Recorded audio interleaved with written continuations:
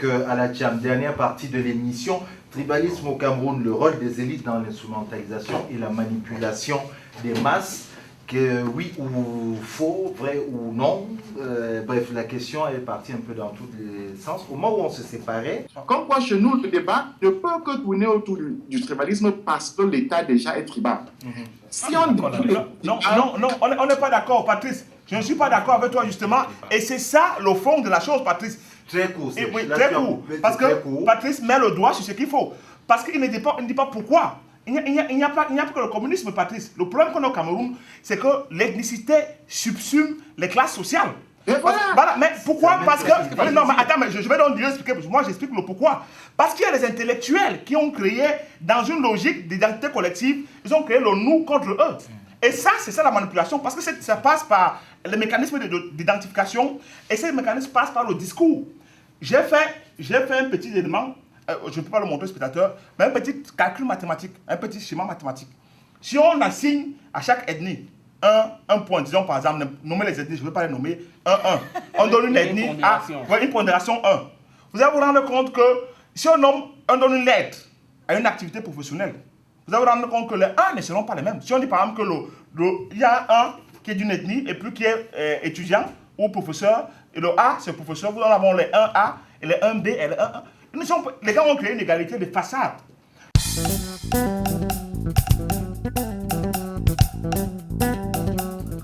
Patrice Ngalan venait de terminer un propos et Jean-Marc voulait réagir là, relancer, peut-être repartir là-dessus. Oui. Voilà, moi ce que je veux dire, je veux préciser que j'ai l'impression que on analyse cette question de tribalisme, c'est-à-dire que ce qui fait l'objet même de la manipulation. On prend ça avec beaucoup d'angélisme. On pense que oui, en fait, il y a tel qui a dit ceci, tel jour, c'est pas normal. Mais en fait, nous, on n'a même pas de problème avec ça. Non, monsieur, c'est que cette question, la question de l'instrumentalisation du tribalisme qu'on appelle la manipulation, c'est un vrai problème. C'est-à-dire que le tribalisme existe. Oui. Et la manipulation est toujours basée sur quelque chose qui est précis. C'est-à-dire que c'est basé sur des choses existantes qu'on exacerbe. Quand Toye Bakot fait ses statistiques à l'université catholique et dit qu'il y a eu 700 Bamileke, mais il y a quand même eu 200, regardez. Mais en fait, c'est un problème insoluble. On ne va pas réussir à faire en sorte que les Douala soient aussi nombreux que les Bamileke. Donc, à partir du moment où on pose le problème, on est dangereux. Parce qu'on ne peut régler ça qu'avec la guerre. Donc il y a instrumentalisation. Ouais, c'est qu'il y a instrumentalisation. Donc, c'est des questions qu'il faut régler, sur lesquelles il faut vraiment plancher pour trouver des solutions. Il faut que des petites manipulations qui existent comme dans le préambule de la Constitution, des choses comme... Allogène autochtone. Oui, allogène autochtone, des choses comme cet appel à la violence tribale qu'on a vu avec Mama Fouda. Il faut régler ça définitivement. Il faut que ça n'existe plus parce que c'est extrêmement dangereux. Donc j'arrive rapidement à la conclusion, c'est que, mais qu'est-ce qu'on regarde, qu'est-ce qu'on constate sur la scène politique et sur la scène universitaire et tout. Donc qu'est-ce qu'on constate? On constate que sur ces questions justement, il y a un véritable déficit. C'est-à-dire qu'on passe le temps à dire, ouais, toi tu es tribaliste et puis l'autre est... Donc moi je pense qu'il y a un déficit de pensée sur cette question précise. Le jour, je prends l'exemple quand nous on était journalistes au Cameroun sur toutes ces questions et notamment sur des questions comme l'économie et toutes ces choses, il n'y avait jamais un université qualifié pour venir débattre de quoi que ce soit.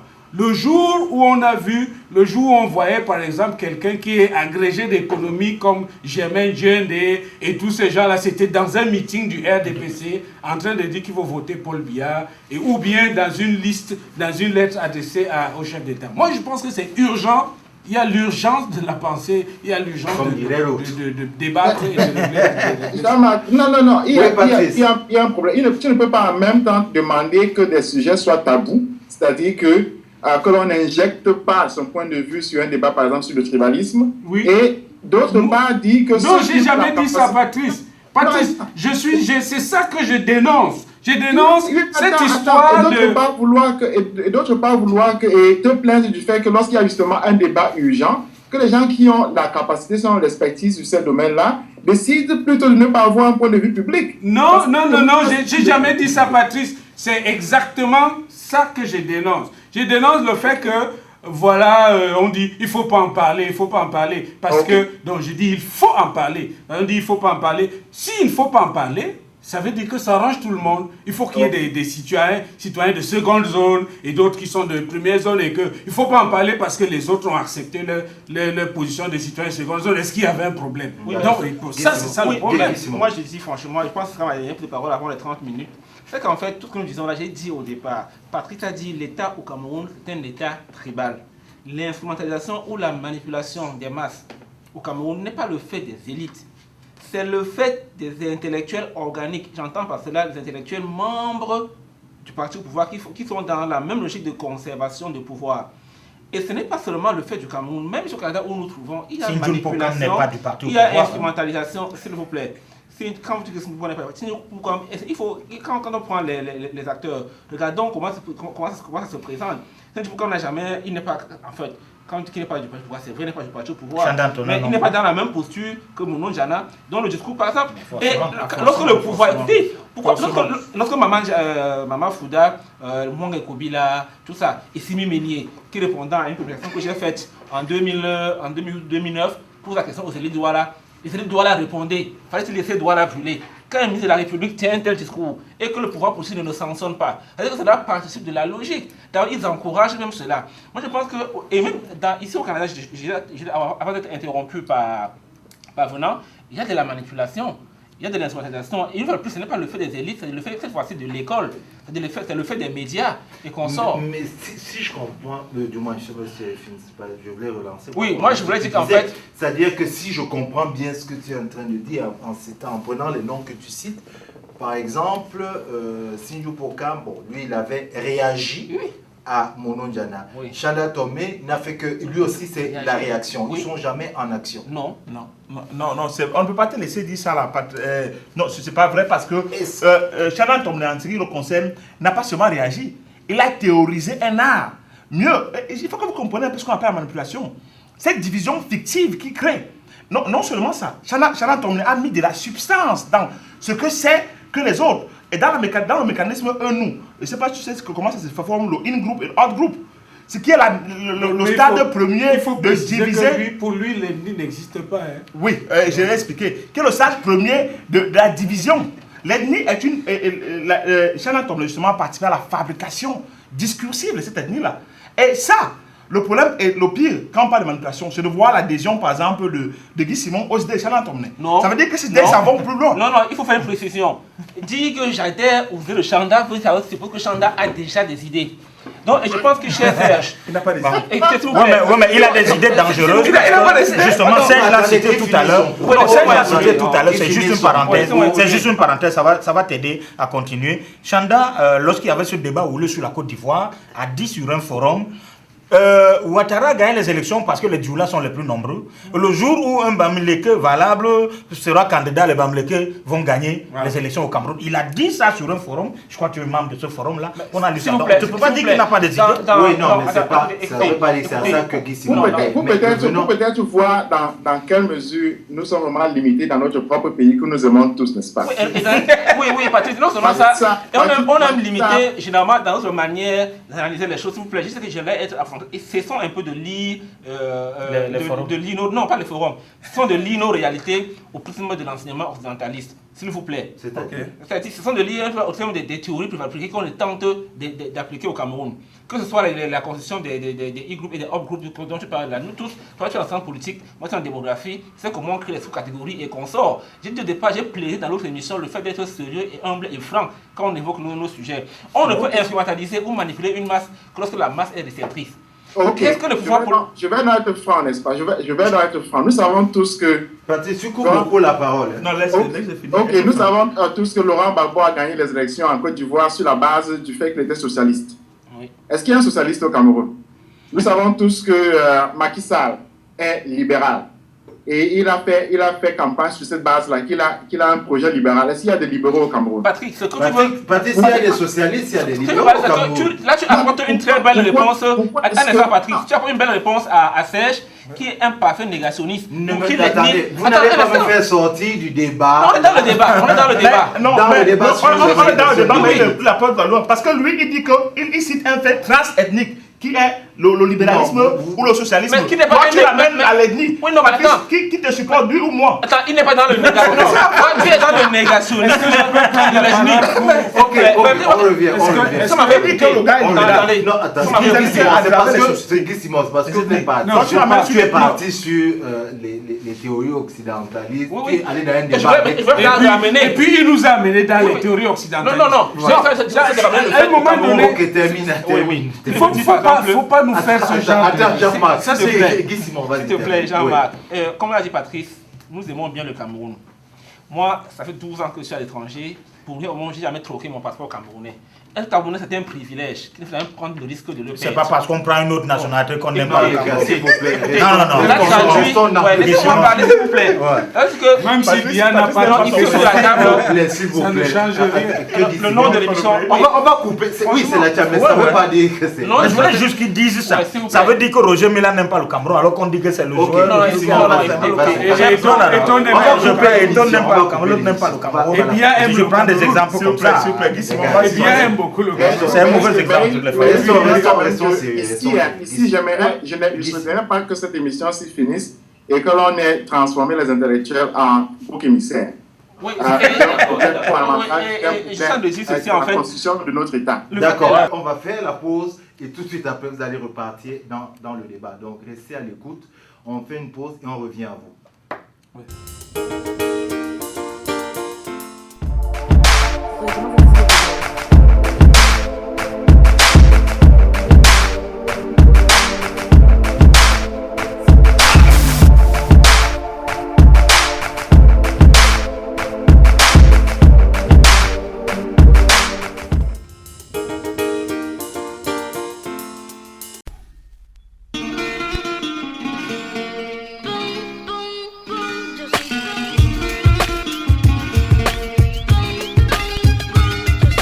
How could I be without love?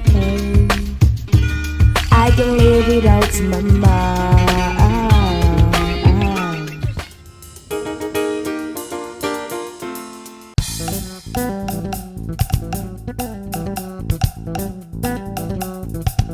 Vas-y, Guy Simons. Pour pouvoir manipuler ou instrumentaliser une masse, il faut que la masse soit réceptrice, il faut qu'il y ait des gènes, il faut que la masse soit préparée. Vous dites non, parce que ce qui est clair, c'est qu'il y a une affirmation, on dit on ne transforme pas une société par décret. On peut pas, c'est pas parce que, combien de fois est-ce que moi, étant membre du CODE à l'époque, n'avons pas appelé les masses à descendre dans la rue à une insurrection? Pourquoi est-ce qu'il n'y a pas eu une insurrection? Bien sûr, Maman Fouda a demandé aux gens, écoutez, ces gens... Votre message était passé. Et qu'on sort. Peu importe, on est passé pour la... Si de m'interrompre, s'il vous plaît. Ce que moi, je vous dis, c'est qu'en fait, au Cameroun, les ethnies, c'est une réalité. Mais je ne parle pas de l'ethnicisme ou du tribalisme. La tribu, l'ethnie sont des réalités. Le tribalisme est une réalité. Et il y a un état tribal qui est la seule source de l'instrumentalisation et de la manipulation. Il crée les cadres législatifs favorables à la manipulation et à l'instrumentalisation. Il laisse libre cours, il laisse les intellectuels organiques dans une impunité parfaite pour instrumentaliser et consorts. L'élite, en tant qu'un détenteur de l'autorité morale, je prendrais une élite sur laquelle les Camerounais seraient 100% d'accord. Christian Cardinal Toumi. Comment sont d'accord? Dis-moi à une grande majorité, oui. Dites-moi en quel sens ce monsieur est un manipulateur. Oui, je peux répondre immédiatement. Lui, il a déjà... D'accord. Non, je veux juste... Vraiment, on est à la fin là, donc on est à la fin. Donc c'est moi qui dois parler. Il a dit, c'est l'État qui manipule. Ce n'est pas les élites. C'est l'État qui manipule et trouve des vecteurs à travers ses intellectuels organiques. C'est bien ça. Oui, c'est bien ça. D'accord. Dans les intellectuels inorganiques, est-ce qu'il y en a qui font tout pour que ce message ne passe pas? Qui a la parole? Ou alors l'accompagne. Je ne sais pas si Jean-Marc voulait parler. Je pense Je pense qu'il y a beaucoup de gens qui s'opposent à ce message. Et il faut dire qu'on a eu des gens quand même comme Mongo Betty qui ont été clairs sur la question. Ils ont été clairs. C'est à un point où, dans les journaux même, on l'appelait déjà Mongo Bami. Oui. Bon, parce que... C'est Joseph Ouna qui l'avait surnommé. Voilà. Donc, il suffit de dénoncer cette affaire. Donc, ces gens, il y a des gens qui s'opposent. Et ces gens-là, parce que les médias appartiennent au pouvoir, les médias les plus puissants au Cameroun appartiennent à l'État, ils sont inaudibles. On leur accorde pas d'espace. Bon, mais de l'autre côté aussi, il y a l'autre extrême. Ce qu'on appelle l'autre extrême, c'est ce que Chanda, qui est mon ami, c'est ce que les Chanda font avec l'ACAM, c'est-à-dire qu'ils essayent de théoriser, d'organiser et d'expliquer. Ça, c'est l'autre extrême qui ça aussi n'est pas bien. Malheureusement pour l'ACAM, moi j'ai constaté que dans les milieux de Bamileke, l'ACAM n'est pas populaire. Parce qu'en 92, moi j'ai vu ce qui s'est passé en 92 avec ce l'ACAM. En 92, les populations de l'Ouest ont massivement voté pour le candidat de l'opposition. Ce qui s'est passé, c'est que l'ACAM a tenté de récupérer l'électorat en se disant que là maintenant, c'est nous qui représentons les Bamileke et c'est nous qui allons vendre l'électorat, entre guillemets, l'électorat Bamileke à qui veut. Maintenant, on ne va plus voter bêtement comme ça pour n'importe qui. Ils sont allés ils sont allés à Matignon, ils sont allés rencontrer le Premier ministre de l'époque qui était Baladu pour dire que voilà, c'est nous l'ACAM. En fait, vous voyez, c'est nous qui avons fait l'élection de John Frundi. Et puis là, maintenant, on a décidé que c'est nous qui allons décider qui on va choisir. Mais dans les scrutins qui ont suivi, la base ne les a pas suivis. Ils sont restés une petite structure comme ça qui était restée à Yaoundé entre 3 pelés et 4 tondus. Et jusqu'aujourd'hui, bon, ils font des communiqués qui sont cohérents. Mais je dis, ça, c'est l'autre extrême et ça ne nous sert à rien. Justement, 2 éléments importants sur lesquels l'intervention de Jean-Marc nous plonge. Le premier élément, c'est la représentation de ces élites. Parce que le fait d'être une élite, ça ne veut pas dire que vous représentez quoi que ce soit. C'est là où le discours de la manipulation arrive. Le second élément sur lequel je veux vous entretenir, c'est sur la fabrication des élites. Les élites au Cameroun sont fabriquées. Elles sont fabriquées de 2 ordres. Et je finis par vous dire qu'il n'y a que 2 élites au Cameroun. Ceux de Yaoundé et de Douala. Les élites au Cameroun, en attendant que les universités de Tchang, de Boya et de Ngaoundéré produisent, la plupart, d'abord il y a des élites intellectuelles qui sont produites soit à l'externe, comme en partie à l'externe, comme en Ghana, et d'autres. Ghana est partie du Cameroun. Hein? Oui, mais en partie à l'externe. Mais soit, la plupart des gens qui sont aujourd'hui au pouvoir au Cameroun sont diplômés de Yaoundé ou de Douala. Non, pas les Douala, tous, la plupart sont disponibles de Douala. L'université de Douala n'a pas encore produit des élites administratives à ce point-là. La plupart des élites économiques au Cameroun sont soit localisées à Douala, une très petite partie à Yaoundé. Il y a une toute petite fine partie des élites nordistes qui sont les élites économiques du nord, de la région du nord, qui sont devenues riches à partir du nord. Alors, et du Nigeria. Oui, et du Nigeria. Alors, ils représentent qui, les élites camerounaises? Ceux qui parlent au nom des élites. J'aimerais dire là-bas, j'aimerais dire que cette question pour moi n'est pas porteuse, parce que personne, bien sûr, être une élite intellectuelle n'est pas basée sur un vote. Donc, on ne représente que sa propre conscience. Mais on ne peut donc, non, Patrice, on s'est opposé là, on ne peut donc pas parler au nom d'une personne. Ça veut dire que quoi? Ça veut dire donc que ce discours disqualifie Chanda. Je suis d'accord. On va faire une fixation sur Chanda. Non, pas sur Chanda, mais je veux dire, Chanda et les autres. Oui. On ne peut donc pas, si on représente sa conscience, on ne peut donc pas parler au nom d'une ethnie. Le Lakam, par exemple, a parlé au nom d'une ethnie. Non, le débat au Cameroun ne peut qu'être tribal parce qu'on a l'état tribal. C'est vraiment, on est mis dans un sac. Non, ça. Maintenant, là-dessus, non. J'aimerais quand même dire que les gens ont des stratégies différentes. Chanda, bien sûr, a sa propre stratégie, a sa propre manière d'agir. N'est-ce pas? Et moi, j'aimerais bien voir des gens, c'est-à-dire, je les cherche toujours depuis à peu près 30 ans, qui sont des Bamileke, qui s'identifient comme Bamileke et qui disent ouvertement que Chanda a tort. Moi, j'en ai pas. Il y en a, j'en connais. Non, laisse-moi un peu achever. Maintenant, lorsqu'on prend des exemples, on cite toujours Mongo Betty, n'oublions pas, je l'aime beaucoup, vraiment, il m'inspire dans tout ce que je fais, mais il est mort il y a 10 ans. Il y a un intellectuel camerounais qui est en prison maintenant, là. En fait, je le dis clairement pour des raisons tribales. Il s'appelle Enomeyo Messi. En fait, il est boulou. Il est en prison pour la simple raison qu'il a fait un une trahison tribale. C'est-à-dire que, étant Boulou, étant donné que Biya est Boulou, il a été candidat à l'élection présidentielle.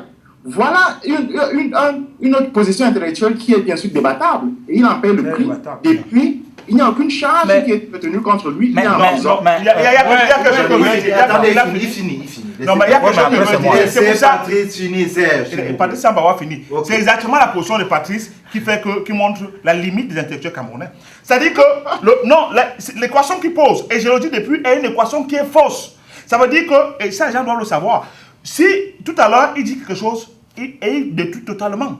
Il n'y a pas de transcendance ethnique parce qu'on ne pose pas au débat en termes de projet politique.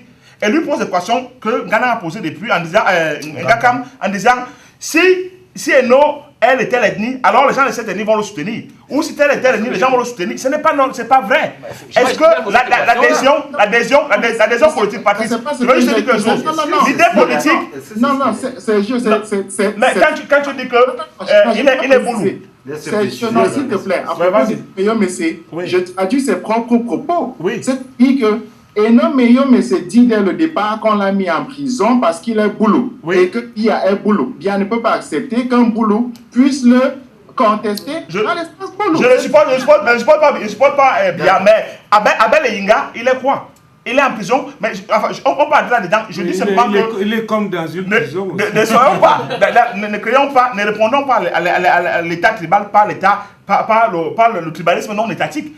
Il faut créer les moyens d'aller au-delà de l'ethnie. Parce que je dis que le lien décrit comment l'état tribal détruit les intellectuels au lieu de dire que c'est eux la cause. Non, c'est pas eux la cause. Ils sont une partie de la cause.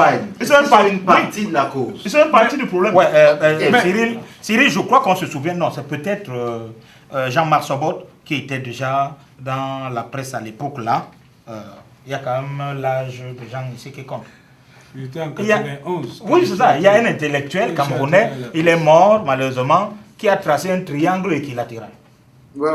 Et qui dit... Non, c'est Roger Gabriel.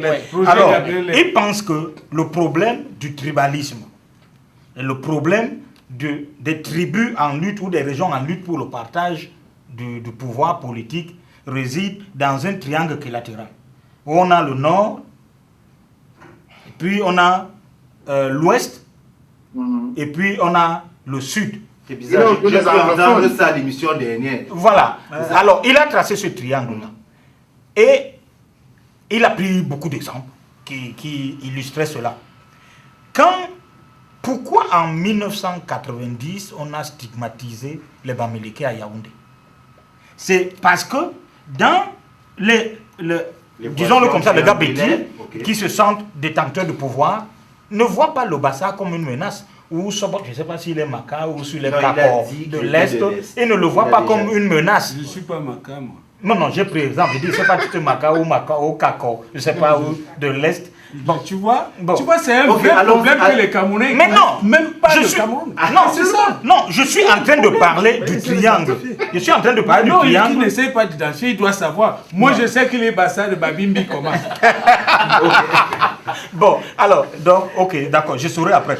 Mais donc, eux, ils ne voyaient pas ça comme une menace. Quand les Martiens Toa et ces Blaise Onana qui animaient l'émission Bébé Bouk à la radio, quand ils allaient parler, surtout le jour où l'opposition a décidé d'organiser une marche vers le palais, pendant toute la semaine à Bébé Bouk, qu'est-ce qu'on disait aux Betty? C'est tel jour que les Bamileke ont décidé de venir déloger, vous prendre votre pouvoir. Vous comprenez? Ça, c'était le 1000 collines, là. Oui, c'était exactement ça. Mais ce gars-là, pourquoi il citait seulement les Bamileke? C'est parce que dans leur triangle, ils ne voient pas les autres. Sobot a relevé ça dès le départ. Que quand on cite là, moi, je suis dans un combat avec qui? Moi qui suis de l'Est. Et je dis donc ça là, tu vas voir d'autres bassins comme d'autres. On dit qu'il y a 280, je ne sais pas si c'est vrai, mais on a stigmatisé seulement les autres. Donc tout se trouve, Patrice, moi je vais conclure, tout se trouve, c'est que, quand j'ai cité l'exemple du Rwanda, du Kenya, c'est le partage du pouvoir qui amène les gens à poser le problème de tribu. Donc il faut abattre le régime, c'est ça? Non, tous les régimes qui utilisent tout ce genre de ficelles pour essayer de s'attirer les masses. Il faut aller plus loin. On va passer aux conclusions de toute façon. Oui, il faut penser à aller plus loin que simplement abattre le régime. Biya serait parti aujourd'hui un nouvel État qui arrive sans projet national, sans projet de société, ferait la même chose parce que sur le projet. en fait, sur le projet. L'État finalement pour subsister. L'État subsiste en fait parce qu'on trouve en État un instinct séculaire ou un refuge. Les petits amis vont dire ok, tant qu'au moins l'État est là, on peut se projeter de la menace Bamileke et consort. Mais le jour où on aura un projet politique auquel les Camerounais vont adhérer, qui va les occuper à édifier la nation, et contrairement à ce que mon ami Serge dit, je n'adhère pas, je n'ai jamais soutenu que les Boulous doivent soutenir et Méliomé c'est parce que les Boulous, j'ai signé la pétition pour qu'on le libère, je fais plein de choses pour d'autres personnes, je ne suis pas Boulou. Bon, donc. Ganang n'est pas Boulou. Oui, il n'est pas Boulou et voilà un bel exemple. Donc, c'est pas parce que. Non, c'est pas un bel exemple. Oui. Non, c'est pas parce que. Oui, on a dit chaque fois qu'on prend la peine de défendre certains nombre d'idées, on pense que nous sommes les porteurs de ces idées-là. Je ne suis pas un tribaliste, je ne crois pas à la toute puissance de la tribu Bamileke, je ne crois pas à la fainéantise ou à la bêtise d'autres tribus du Cameroun. Essayons une fois, j'ai le travail de classe, j'étais priorité deuxième, parfois moi j'étais premier, on se battait chaque fois entre premier et deuxième, ça venait de toutes les autres tribus. Revenons à l'égalité des chances. Donnons la même chance à tout le Cameroun de compétir et vous verrez comment on va produire autant d'ingénieurs au nord qu'à l'est, qu'au sud et à l'ouest. Et quand on va occuper tous ces gens-là dans la construction de l'État, dans la construction d'un avenir plus radieux pour nos populations, il n'y aura plus place pour le tribalisme. Et quoi qu'on dit très bien que l'État, même dans ce que Venant est en train de dire, en 90, c'est parce que l'État, c'est parce qu'on est dans une logique de conservation du pouvoir, de notre pouvoir, ce sont des propres mots qu'on manipule, qu'on instrumentalise. Et là, pour revenir au thème du jour, ce n'est pas le fait des élites ni des intellectuels, mais le fait d'une certaine élite politique membre de l'oligarchie dominante. Okay. Merci Simon. C'était sa conclusion, oui. Lui, il avait déjà fait sa conclusion. Non, je n'ai pas fait. Bastien, c'est vrai que ce que tu faisais, tu n'étais pas loin de la conclusion. Oui, mais bon, je peux terminer en conclusion. Je peux conclure la conclusion en disant que quand on dit l'État tribal, l'État c'est qui? On ne peut pas exclure. Il faut qu'on définisse ça pour savoir que dans l'État là, il y a certaines personnes qui agissent sur la place publique mais qui sont exclus, donc ils ne participent pas de la grande manipulation. Et on parlait tout à l'heure, bon, certains disent, qui écrit la Constitution? C'est toujours ces intellectuels-là qui écrivent, qu'ils aient été des intellectuels organiques ou pas. Donc, pour moi, je suis d'accord que ce n'est pas tous les intellectuels, on ne peut pas généraliser là, mais on pense quand même que la manipulation ne vient jamais des masses, ça vient toujours des élites. D'accord, Serge, conclusion. Moi, je pense qu'il faut... L'émission, c'est-à-dire il faut problématiser la question ethnique, pas seulement la question, mais l'ethnie même. Parce que je ne pense pas que le Camerounais est figé dans une identité. Et l'identité est évolutive, et l'identité est plurielle. On n'est pas seulement une identité, la représentation de son ethnie, on est autre chose aussi. On est travailleur, on est employé, on est sans emploi, on est plein d'autres choses. Et il y a d'autres identités qui doivent être mises en avant par rapport à l'identité ethnique. Je ne nie pas l'importance de l'ethnicité, je dis simplement que l'ethnie doit être le véhicule de notre culture, de creuser notre être, c'est-à-dire que dans la façon de manger, de vivre, de s'habiller, d'être. Mais au niveau politique, il faut sortir l'ethnie de la politique, il faut que ça cesse d'être l'instrument de la politique. Et autre chose pour conclure, l'ethnie doit cesser d'être le canal de la mobilité sociale. Tant qu'on va falloir être dans une ethnie pour avoir une place, il y aura toujours des débats, ces débats. Jean-Marc. Oui, en conclusion, je voulais apporter déjà une précision que ce n'est pas parce que Mongo Betty est mort en 2001 que ce qu'il a dit n'a plus aucune valeur. Et j'en veux pour preuve que son dernier livre, qui est La France contre l'Afrique, a été réédité en 2006 par les éditions La Découverte. Et là-dedans, on a même une nouvelle postface qui a été rédigée par Odile Topner et qui revient sur la question, cette question du tribalisme. C'est aussi vrai pour Joseph Tchoudian-Pouemi, qui est mort en 84, mais dont l'ouvrage aujourd'hui, Monnaie, Servitude et Liberté, est toujours d'actualité. Et on se rend compte que beaucoup de générations qui sont venues par la suite là n'ont même pas été capables soit de comprendre ou bien soit de se mettre au niveau de ce débat pour le faire avancer. En conclusion, je voulais revenir sur le tribalisme pour préciser, pour dire encore que tant qu'on brandit le tribalisme, on est dangereux. Et ça, on doit régler cette question. comme c'est une question urgente à régler. Et une manière de régler, moi j'ai vu ici comment ça fonctionnait au Québec avec le racisme. Les gens, quand on est au Québec, quand on est en France, on voit une très grande différence. Ici au Québec, le racisme, en tout cas le racisme qu'on voit en France, on ne le trouve pas ici. Ça c'est pourquoi? C'est parce qu'on règle des choses avec des outils législatifs.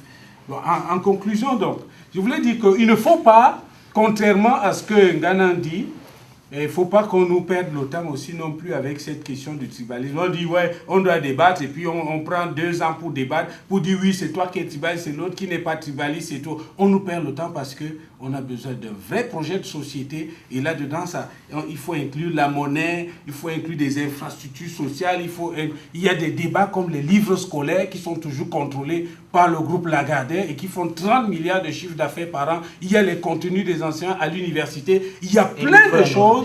On veut que les intellectuels servent à quelque chose. Et non à nous perdre le temps. Patrice, conclusion s'il te plaît. Moi j'ai la chance de conclure après tout le monde, donc j'ai mon temps. Non. On va te couper plus haut. Je vais dire rapidement ceci, que vraiment pour moi l'État c'est comme, en fait, la bataille politique c'est comme un match de football. Et on ne joue au foot qu'avec le ballon qu'on a mis dans le terrain. Et pour le Cameroun, le ballon là c'est le tribalisme. C'est lui qui structure tout notre match. C'est lui qui structure tout ce que nous faisons. Et pour ce qui concerne les intellectuels, il faut vraiment toujours se dire que devant ce ballon-là, il y en a qui sont attaquants, il y en a qui sont défenseurs, il y en a, etc. C'est lié. Quelqu'un comme Eno, il a sa position bien précise. Quelqu'un comme Chanda a sa position bien précise. Bref, ce sont des positions tactiques qu'ils ont. Automatiquement, comme les joueurs de football, ce sont des amis, évidemment. Mais ils sont différents dans leur approche par rapport au ballon. Mais le but ne peut pas être de dire qu'ils ne vont pas avoir de position tactique. Le but, c'est de détruire l'État tribal. Quand on n'a pas détruit l'État tribal, on sera toujours en train de revenir sur ce même ballon parce que c'est le seul que nous avons pour jouer. Non, il faut chasser Mdia. Ok, merci beaucoup Patrice. J'en profite pour dire merci à tous nos invités, c'est la fin de l'émission. Merci à vous aussi d'avoir pris le temps de nous regarder. Une adresse circule en bas de l'écran où vous pouvez nous écrire, nous envoyer vos commentaires, vos avis, vos suggestions, vos notes sur les panélistes, pas sur le poseur de questions, mais sur les panélistes. Donc je vous les représente, Guy Simon Ngakam, Venant Bois, Serge Bayongen, Jean-Marc Sobot, et par Skype, Patrice Ngana. Je suis Cyril Ekola. Je vous donne rendez-vous une prochaine fois sur Ndiangui TV. Merci encore.